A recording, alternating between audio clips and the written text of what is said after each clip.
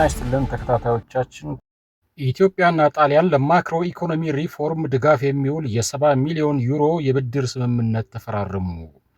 ኢትዮጵያና ጣሊያን የማክሮ ኢኮኖሚ ሪፎርምን ለመደገፍ የሚውል 70 ሚሊዮን ዩሮ የረጅም ጊዜ የብድር ስምምነት መፈራረማቸው ተገለጸ። ስምምነቱን የገንዘብ ሚኒስትር አህመድ ሺዴ እና በኢትዮጵያ የጣሊያን አምባሳደር ሴም ፋብሪዚ በዛሬው ዕለት ተፈራርመዋል። በስምምነቱ ላይ ኢትዮጵያ ከልማት አጋሮቿ ጋር ያላት የልማት አጋርነትና ትብብር ጠንካራ ደረጃ ላይ ደርሷል ያሉት የገንዘብ ሚኒስትር አህመድ ሺዴ ኢትዮጵያ ከጣሊያን 150 ሚሊዮን ዩሮ የበጀት ድጋፍ እንደሚኖራት ተናግረዋል። በዚህም መሰረት የ70 ሚሊዮን ዩሮ የረጅም ጊዜ ቀላል ብድር ስምምነት ተፈራርመዋል ብለዋል ሚኒስትሩ። በጣሊያንና በኢትዮጵያ መንግስት መካከል ጠንካራ የኢኮኖሚ ትብብርና ወዳጅነት አለ።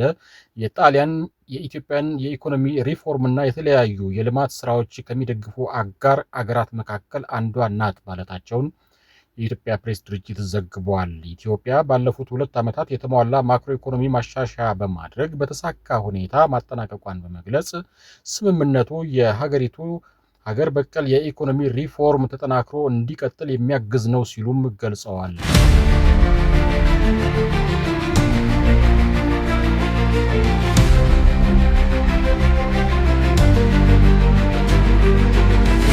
የኢትዮጵያ ካፒታል ገበያ ሳምንታዊ ግብይት 31.3 ሚሊዮን ብር ሆኖ ተመዝግቧል።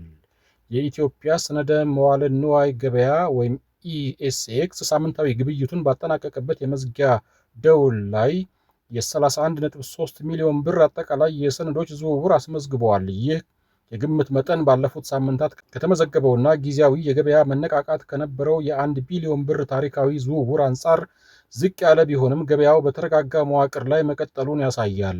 የተፈጸሙ ግብይቶች ብዛት በአጠቃላይ 149 ግብይቶች ወይም ትራንዛክሽን ተከናውነዋል።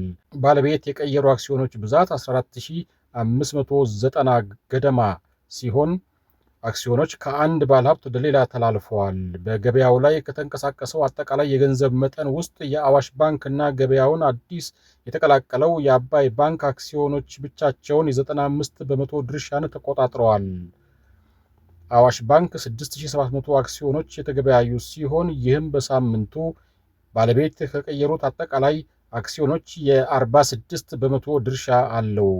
20.3 ሚሊዮን ብር ግብይት የተፈጸመበት ሲሆን ይህም ከጠቅላላው የገበያ የገንዘብ ዝውውር ወይም ቫሊዩ 64.9% ድርሻ አለው። በሳምንቱ በተከናወኑት የግብይቶች ብዛት ወይም ትራንዛክሽንስ ረገድ 60% ድርሻ ነበረው። በገዢዎች 2900 ብር እና በሻጮች 3000 ብር መካከል የ100 ብር ልዩነት እየታየበት ሳምንታዊ አማካይ ዋጋው በ2998 ብር አካባቢ ረግቶ ውሏል። አባይ ባንክ ግብይት በጀመረባቸው በመጀመሪያዎቹ 2 ቀናት ብቻ 5186 አክሲዮኖች ተገበያይተዋል። የ9.6 ሚሊዮን ብር ግብይት በማከናወን ከጠቅላላው የገበያ የገንዘብ ዝውውር 30.9% ድርሻ በመያዝ ሁለተኛ ደረጃ ላይ ተቀምጧል። አባይ ባንክ በሳምንቱ በተከናወኑ የግብይቶች ብዛት ረገድ ይኸው ባንክ የ14% ድርሻ አለው።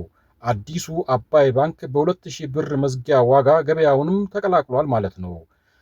በሌላ በኩል ደግሞ ኢትዮ ቴሌኮምን ስንመለከት 2287 አክሲዮኖች ተገበያይተዋል።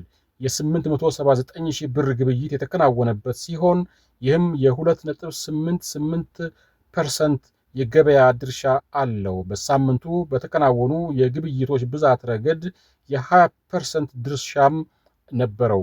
የ400 ብር ጣሪያውን ሰብሮ በመውጣት በሳምንቱ መጨረሻ እስከ 450 ብር ከፍተኛ ዋጋ የተሸጡ አክሲዮኖች ነበሩ።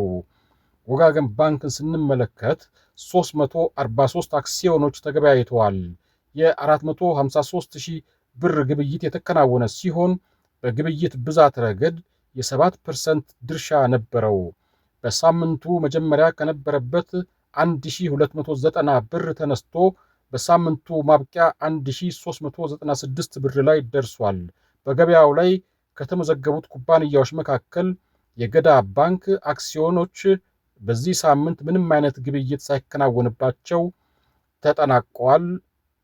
የዚህ ዜና ምንጭ ኢኤስኤክስ እና የተለያዩ የዩቲዩብ ቻናሎች ናቸው። ንጋት ፖስትን ጨምሮ ተጨማሪ መረጃ ለማግኘት ከዚህ በፊት የሰራናቸው ዜናዎች አሉ። የነሱን ሊንክ በኮሜንት ሴክሽን ላይ እናስቀምጥላችኋለን። እየገባችሁ እንድትመለከቱ እንጋብዛችኋለን። ምክንያቱም ይህ የኤስኤክስ የሀብት ወይም የገንዘብ ልውውጥ ለእናንተ በጣም ጠቃሚ ነው።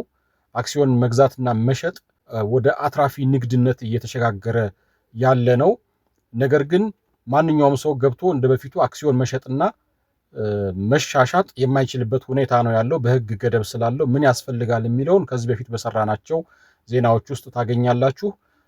የነሱን ሊንክ እናስቀምጥላችኋለን። ተመልካቾቻችን ወደዛ እየሄዳችሁ እንድትመለከቱ እንጋብዛችኋለን።